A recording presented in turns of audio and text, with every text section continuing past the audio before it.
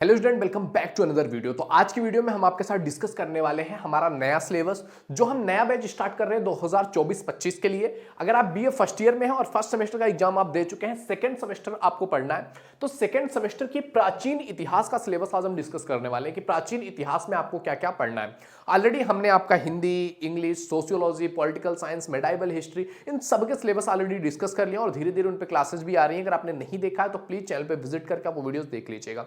आज हम ancient history का सिलेबस डिस्कस करने वाले हैं जिसमें हमको पढ़ना है ancient history of India, Bharat का प्राचीनतम इतिहास क्या रहा है उसके बारे में हमको पूरा डिस्कस करनी है। ओके, तो पहली बार चैनल पे एक बार विजिट करके जरूर देखना। ऑलरेडी 2500 वीडियोस अपलोड हो चुके हैं बीए से रिलेटेड, तो ये चैनल आपके लिए बहुत इंपॉर्टेंट होने वाला है। ओके, तो देखो सबसे पहली बात पढ़ते हैं हमको यूनिट नंबर 1 में क्या पढ़ना है।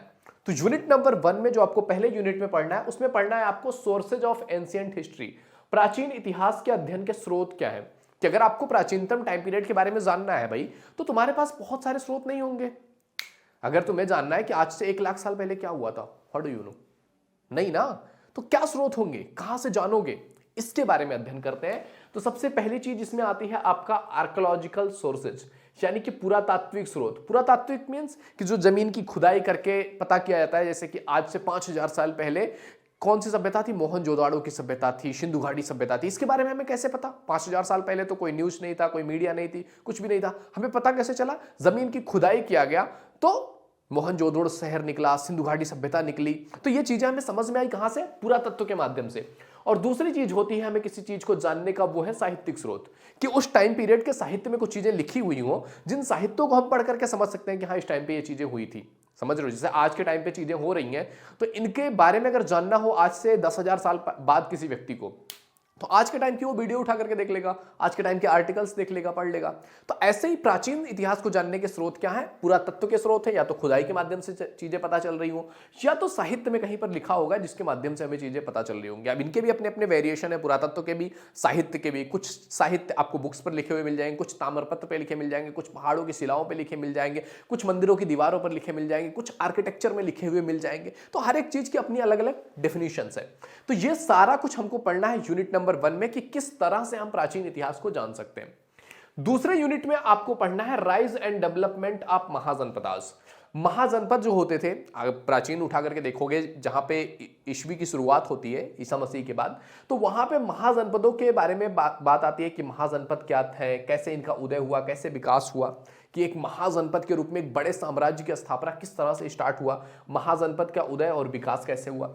इसमें आपका मोनार्किकल एंड रिपब्लिकल स्टेट, यानी कि जो राजतंत्रात्मक शासन व्यवस्था है और गणतंत्रात्मक शासन व्यवस्था है, तो कौन से महाजनपद ऐसे थे जिनमें राजतंत्रात्मक शासन व्यवस्था थी, कौन से महाजनपद ऐसे थे जहां पे गणतंत्रात्मक शासन व्यवस्था थी। ये सारा कुछ हमको डिस्कस करना है किसमें? यूनिट नंबर 2 में, कि कैसे कैसे महाजनपद हमें देखने को मिले हैं और किन महाजनपदों पर किसने शासन किया है और उनका प्रशासनिक राजनीतिक स्टेटस क्या रहा है। वो सारा कुछ हमको पढ़ना है यूनिट नंबर 2 में। यूनिट नंबर 3 में आपको पढ़ना है rise of Magadh empire. Magadh empire का राइज, मगध साम्राज्य का उदय कैसे होता है, मगध साम्राज्य एक पावरफुल साम्राज्य के रूप में कैसे बनकर के आता है, कैसे अशोक द महान द ग्रेट बनता है, उस चीज के बारे में, उस हिस्ट्री के बारे में आपको पढ़ना है यूनिट नंबर 3 में। ओके, यूनिट नंबर 4 में आपको पढ़ना है ईरानियन, जिसको पारसी बोलते हैं, पार्सियन, एंड ग्रीक जो है इनोवेशंस एंड इन्फ्लुएंसेस, यानी कि ईरानी जिसको हम पारसी भी कहते हैं, और यूनानी यानी कि जिसको ग्रीक हम कहते हैं, यूनानी। इन आक्रमणों के बारे में बात करना है, किस तरह से भारत पर ईरानी और यूनानी आक्रमण हुए भारत पे, और इन आक्रमणों के होने से इन्फ्लुएंस क्या हुआ, इन आक्रमणों का प्रभाव क्या हुआ भारतीय समाज पर, भारतीय इतिहास पर। इसके बारे में हमको डिस्कस करनी है यूनिट नंबर 4 में, कि ईरानी और यूनानी जो आक्रमण भारत पर हुए वो क्यों हुए, कैसे हुए, किसने किया और उसका इंपैक्ट क्या पड़ा। ओके, तो ये यूनिट नंबर 4 में पढ़ना है। यूनिट नंबर 5 में आपको पढ़ना है मौर्य डायनेस्टी के बारे में, मौर्य साम्राज्य के बारे में, मौर्य राजवंश के बारे में आपको पढ़ना है, जिसमें आपको चंद्रगुप्त मौर्य के बारे में पढ़ना है और बिंदुसार के बारे में पढ़ना है यूनिट नंबर 5 में। चंद्रगुप्त मौर्य और बिंदुसार के बारे में इसलिए आपको पढ़ना है। एंड इसमें आपको अर्थशास्त्र और इंडिका के बारे में पढ़ना है। अर्थशास्त्र जो कि रचना है कौटिल्य की, और जो इंडिका है ये रचना है किसकी, मेगस्थनीज की। तो इन्होंने इस टाइम पीरियड पे अर्थशास्त्र और जो इंडिका है इनका इंपॉर्टेंस क्या है, और आज भी इनको एज ए हिस्टोरिकल सब्जेक्ट पढ़ा जाता है कि इनको राजनीति को लेकर के, सोशलिटी को लेकर के, बहुत सारी चीजों को लेकर के ये चीजें बात की जाती है कि अर्थशास्त्र और इंडिका बहुत इंपॉर्टेंट अपने आप में बुक रही हैं, आज के टाइम पीरियड तक भी इनकी इंपॉर्टेंस है। तो इस बारे में हमको समझना है, जानना है, और इसके बारे में अच्छे से समझना है कि ये बुक क्या है, क्या लिखा गया है, ये सारा कुछ यूनिट नंबर 5 में हम समझेंगे। यूनिट नंबर 6 में हम क्या पढ़ने वाले हैं, हम पढ़ने वाले हैं अशोक के बारे में। अशोक की प्रियदर्शी कौन सी रूल थे, प्रियदर्शी क्या थी, उसके बारे में हमको बात करनी है। और अशोक का जो टाइम पीरियड रहा है वो 273 जो है ईसा पूर्व से लेकर के 236 ईसा पूर्व तक रहा है, 273 से 236 बीसी तक।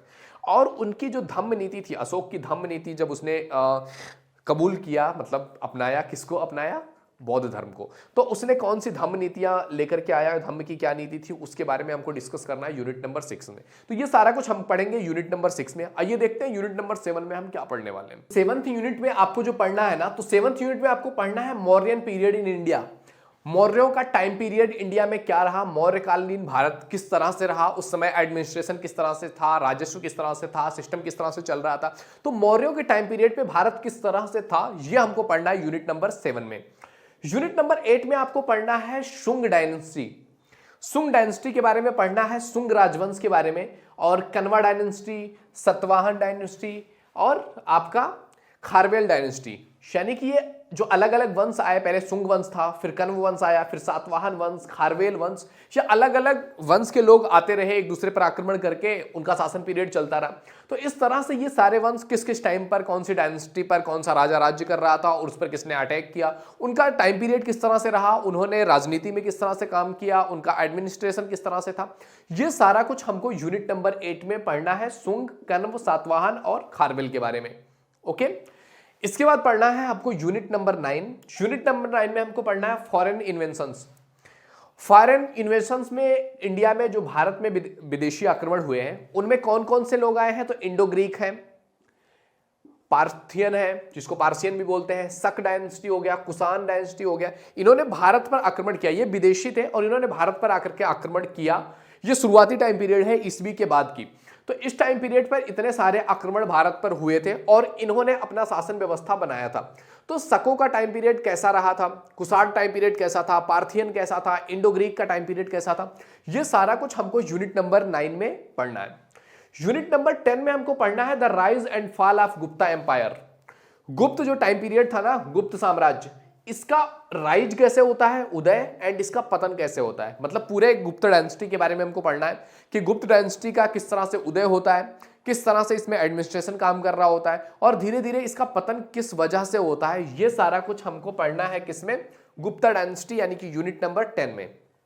ओके, अब बात करते हैं यूनिट नंबर 11 की। यूनिट नंबर 11 में आपको पढ़ना है गवर्नेंस के बारे में, कल्चर के बारे में, सिविलाइजेशंस के बारे में, किसके, गुप्ता पीरियड के, गुप्त टाइम पीरियड के, गुप्त काल जिसको कहते हैं। गुप्त काल का जो शासन व्यवस्था है, गवर्नेंस, गुप्त काल का कल्चर कैसा था, गुप्त काल का सभ्यता कैसा था, सिविलाइजेशन कैसा था, ये सारा कुछ आपको पढ़ना है यूनिट नंबर 11 में। गुप्त टाइम पीरियड में किस तरह से गवर्नेंस काम करती थी, एडमिनिस्ट्रेशन किस तरह से काम करता था, राजा के पास क्या पावर्स थी, किस तरह से उनका पूरा सिस्टम था, वो पढ़ना है। उनका कल्चर किस तरह से था, रिलीजियस वाइज, सोशल, उनका कल्चर किस तरह से था और किस सिविलाइजेशन को वो फॉलो करते थे, कौन सी सिविलाइजेशन से आते थे, वो चीजें हमको पढ़नी है यूनिट नंबर 11 में।